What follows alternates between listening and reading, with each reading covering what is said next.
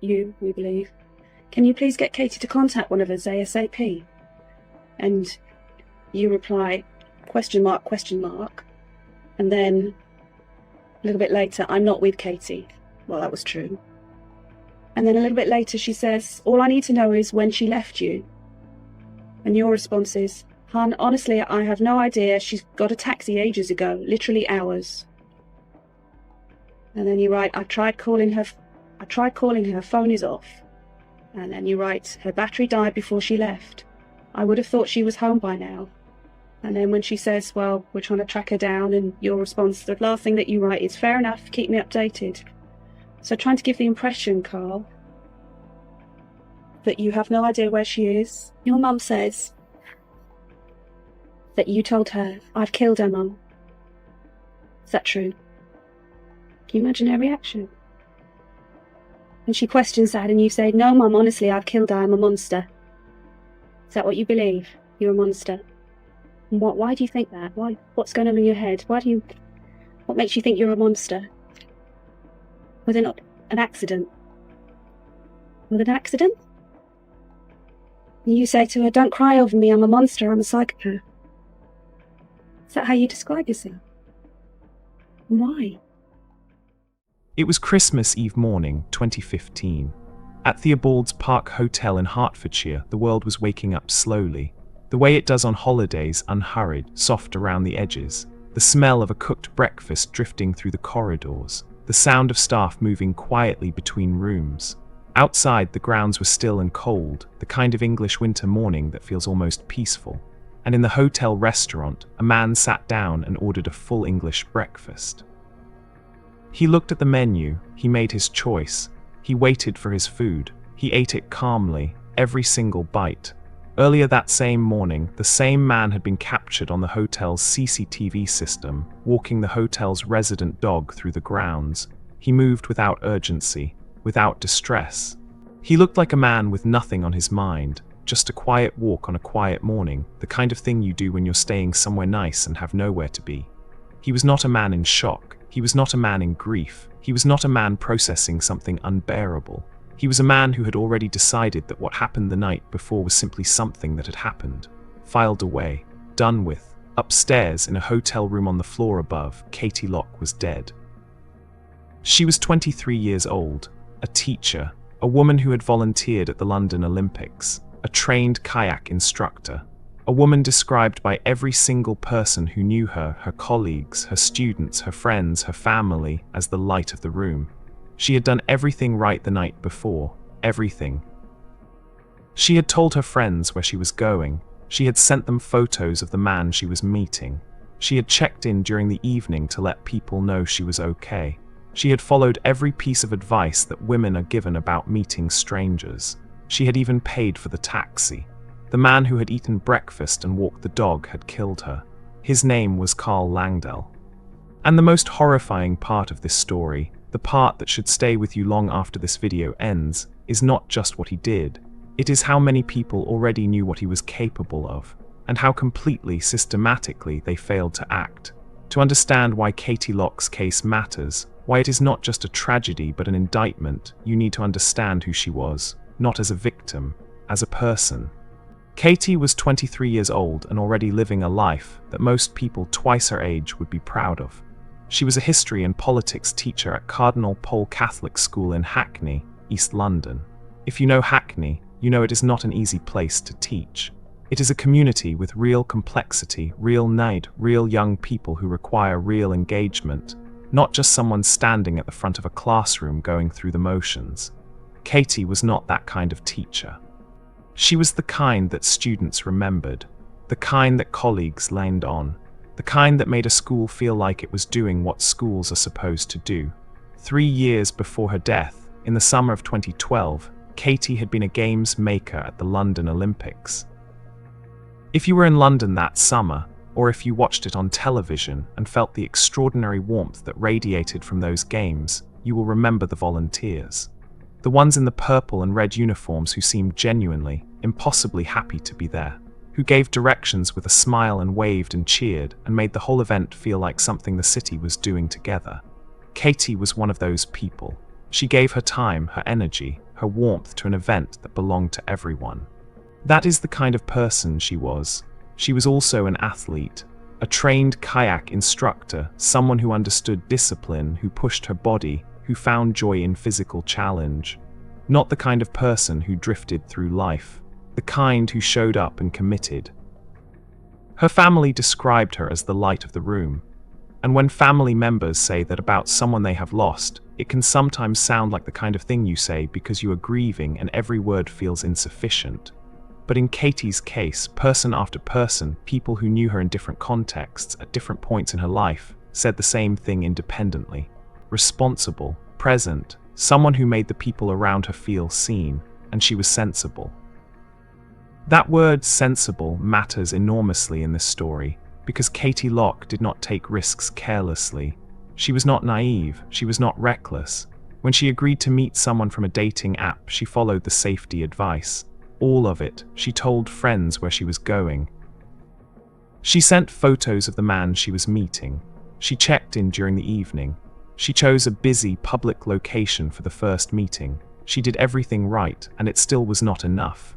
Because the system that should have protected Katy Lock had already failed her, silently, bureaucratically, completely, before she ever matched with Karl Langdell online. Karl Langdell had a profile. On that profile, he was a human rights lawyer, a Hull University graduate. Educated, principled, someone who had devoted his professional life to fighting for justice. Every word was a lie. Langdell was a university dropout. He had no legal qualification. He had never worked in human rights. The identity he had built online was not a slight exaggeration or an optimistic spin on his background. It was a complete fabrication. A character he had invented and performed, designed specifically to attract a particular kind of woman, an intelligent woman, a socially conscious woman, the kind of woman who would find a human rights lawyer interesting, trustworthy, worth meeting. The kind of woman Katy Lock was. But the fake profile was not the most dangerous thing about Karl Langdell. Not even close. In 2009, Langdell received a police caution for assaulting a girlfriend. That caution existed. It was on record. It was known to police. In early 2015, just months before he matched with Katy, he threatened to cut the throat of his girlfriend's sister. He also threatened a psychiatric nurse. Both incidents were documented. Both were known to the relevant authorities. And then there was what the NHS knew. Doctors, medical professionals in a clinical setting had recorded in their notes that Karl Langdell derived fantasies about killing women. Read that again. That information was not a rumor. It was not a suspicion. It was a documented clinical finding, written down by professionals whose job it was to assess and record the mental state of patients in their care. It existed in a file. It had a date on it. It was real. Now consider what existed across 3 separate institutions. The police had a record of his 2009 assault conviction and his 2015 threats. The NHS had clinical notes documenting his violent fantasies. The probation service was actively managing Langdell under a suspended sentence. 3 agencies, 3 files, 3 incomplete but deeply alarming pictures of the same man. And not one of them shared what they knew with the others. There is a protocol in the United Kingdom called MAPPA, the Multi-Agency Public Protection Arrangements. It exists for exactly this situation. It is designed to bring together information from different agencies, police, health services, probation, about individuals who pose a risk to the public, so that the full picture can be seen and acted upon. MAPPA was never triggered for Karl Langdell. Not after the 2009 assault, not after the 2015 threats, not after the clinical notes were written. Not after the court sentencing. 12 days after that sentencing, Karl Langdell was free. He was on his phone, he was on a dating app, and somewhere in London, Katy Lock saw his profile. The evening of December 23, 2015. Shoreditch on the night before Christmas Eve is a particular kind of alive. The bars are full, the streets are moving. Fairy lights strung between buildings, the smell of mulled wine drifting from somewhere nearby, groups of friends in coats and scarves spilling out onto pavements, laughing, finishing work for the year, feeling the specific lightness that comes with the holidays arriving. It is one of those London evenings that feels genuinely warm despite the cold, the kind where the city is briefly, collectively, in a good mood. Katie had agreed to meet Carl Langdell at Traffic Bar in Shoreditch. She chose well. A busy area, a well-lit venue, people everywhere. Exactly the kind of place you choose when you are being careful, when you are following the advice. She arrived, she checked in with her friends, she sent the photos. She was doing everything right, all the way through in every small decision on every level. The evening began normally enough, but as the night went on, Langdell began drinking. Not the social drinking of someone relaxing into a first date, heavily, progressively, past the point of functioning. The Shoreditch bars kept filling up around them, Christmas music somewhere in the background, the city outside still bright and busy and completely ordinary. And inside, the man across the table from Katie was becoming someone she had not agreed to meet. By the time the evening was ending, he was severely intoxicated, barely able to stand. Katie stayed. She could have called a cab for herself and gone home. She could have said good night and left him to find his own way. Nobody would have blamed her, but that was not who she was. She found a taxi. She helped him in. She paid the £65. When Langdell was sick in the cab, the driver pulling over, the cold air briefly rushing in, the ordinary indignity of it, Katie paid the £80 cleaning fee without complaint. Outside the cab windows, London was still going. Decorated shop fronts. Last-minute Christmas shoppers. People heading home to wrap presents, to call family, to pour a drink and settle in for the holidays. And Katy Lock was in the back of a taxi, caring for a man she had met a few hours ago, because leaving someone in that state was simply not something she was willing to do. That is who she was. Even then, even there, the man she was helping had already decided what the night would end with. They arrived at Theobald's Park Hotel in Hertfordshire in the early hours of December 24th, 2015. Hold that image for a moment. It is past midnight. It is Christmas Eve. Katie is in a hotel in Hertfordshire, a county away from London, away from her friends, away from the people who knew where she was. She is with a man she met for the first time that evening. A man she has spent the night looking after. She has done everything right. Her friends know the name. They have the photo. She checked in.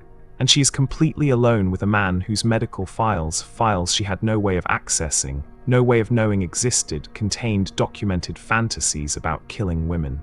She did not know. She could not have known. What happened inside that hotel room in the early hours of December 24th was not fully reconstructed in public court testimony. What is known, what the evidence confirmed, is the outcome. Katy Lock was killed. The injuries found on her body were consistent with a sustained and deliberate attack. This was not a moment of panic. This was not confusion or accident. This was a man acting on something he had been carrying inside him for years, something that had been written down, flagged, documented, and never stopped. The warning existed, the files existed, the protocol existed, and Katy Lock was alone in a hotel room with none of that information and none of that protection. She was 23 years old. On the morning of December 24th, 2015, Carl Langdell came downstairs. He walked the hotel's resident dog through the grounds. The CCTV captured him clearly, unhurried, calm, moving through the cold morning air like a man on a gentle holiday stroll. Then he went to the hotel restaurant. He sat down. He looked at the menu. He ordered a full English breakfast, and he ate it, every bite. In the warm, quiet stillness of a Christmas Eve morning, while Katy Lock lay dead in a room directly above him. There is no charitable interpretation of that footage, no reading of that behavior that leaves room for remorse or shock or any human response to what he had done. That is a man who felt nothing, not guilt, not grief, not even the low-level anxiety of someone who knows they have done something wrong and is afraid of being caught. Nothing. Katie's friends noticed first. The messages had stopped. For a woman who checked in, who communicated, who kept the people she loved informed, silence was not normal. Silence was a signal. Her father began searching for her. He reached Carl Langdell. And Langdell told him, not in a police interview, not under the pressure of a formal caution, but over the phone directly, to a father who was simply trying to find his daughter on Christmas Eve morning. Katie's father had called hoping to be told she was fine, that she had stayed over and forgotten to charge her phone, that there was some ordinary, forgettable explanation. Instead, he heard those words. Langdell was arrested shortly afterward. Katie's body was found at the hotel. The trial laid everything before the jury. The CCTV of Langdell walking the dog and eating breakfast while Katie lay dead upstairs. The phone call to her father. The fabricated identity. The human rights lawyer who had never passed a law exam. The 2009 assault caution. The 2015 threats. The clinical notes from NHS doctors documenting his violent fantasies in plain clinical language. One by one, the layers of the false person Karl Langdell had built were peeled away. And what was underneath was exactly what the files had always said it was. He was convicted of murder and sentenced to life imprisonment with a minimum term of 26 years. The official domestic homicide review that followed delivered its findings with the careful, measured language of official reports, but the meaning was clear. The same gap that had allowed Langdell to open a dating app just 12 days after sentencing, that gap was confirmed in writing by the review. MAPPA was never triggered. The protocol designed exactly for men like him was never activated. And no one who knew what he was capable of told anyone who could have stopped it. 3 agencies. 3 files, 1 man who should never have been free to meet anyone. Karl Langdell died in prison in February 2021 from self-inflicted injuries while serving his sentence at HMP Wakefield. He did not serve his minimum term. Katie's family did not get the 26 years of justice the court had promised them. Katy Lock's sister, Holly, refused to let this be the end of the story. In the years following Katie's murder, Holly became one of the most visible and determined campaigners in the United Kingdom, pushing for systemic change. Her focus was specific and practical: better background check transparency between agencies, improved communication protocols, and a formal mechanism that would allow women to access relevant safety information about people they meet online. The campaign became known as Katie's Law. The principle at its heart is straightforward. If a woman is about to meet someone from a dating app, she should be able to find out whether that person has a documented history of violence against women. Not a full criminal record search, not access to confidential medical files, just the information that is directly, immediately relevant to her physical safety. It sounds like the absolute minimum that a functioning system should provide, and yet when Katy Lock matched with Karl Langdell, it did not exist in any accessible form. Holly Lock took the worst thing that had ever happened to her family and turned it into a reason to fight. Not for revenge, not for attention. For the women who hadn't been hurt yet, for the matches that hadn't happened yet, for the next Katie somewhere, about to check in with her friends and send a photo and do everything right. That fight continues. Katy Lock did everything right. She chose a public place. She shared his photo. She checked in. She told the people she loved where she was going. She was careful and responsible and sensible, every single thing that women are told to be when they meet someone new.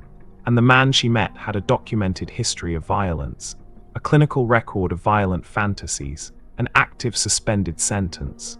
3 agencies worth of red flags, all sitting in separate files, in separate systems, in separate buildings, never connected, never shared, never used to protect a single person. The failure in Katie's case is not only Langdell's evil. His evil was always there, written down, evidenced on record. The failure is the quiet, institutional, entirely preventable silence between agencies that allowed a dangerous man to present himself as a human rights lawyer on a dating app 12 days after a court appearance.